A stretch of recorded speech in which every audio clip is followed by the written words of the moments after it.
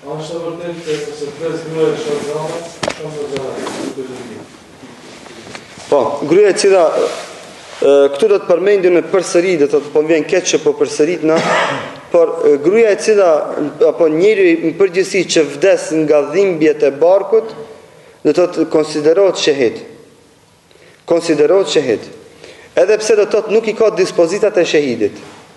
Por se do më thonë me lejnë Allahut Azza wa Jall, sepse shahidit nuk i lahet xhenaza, kurse këtij personit apo kësaj persones në këtë rast e cila ka vdek si pasojë e barkut, që është foshnja në barkun e saj, apo fetusi më mirë thon, atëherë do thotë me lejnë Allahut Azza wa Jall këto janë xhenetli.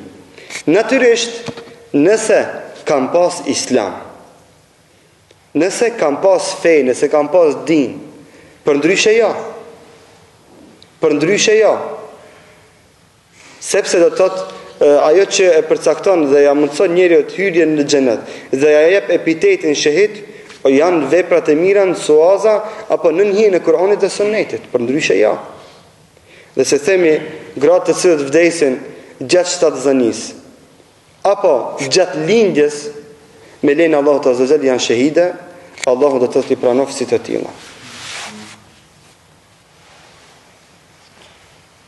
Por nuk janë shahide sikurse shahidi i cili vdes në mejdanin e luftës. Këtë ta keni parasysh se ka edhe ai i cili vdes si pasojë e fundosjes në ujë, edhe ajo është shahid. Ama nëse e gjojmë, e marrim me lajm, i japim gust dhe e çefinosim, ja falmi xhenazën, e varrosim dhe kështu me radhë, për dallim prej atij që vdes në xhihad.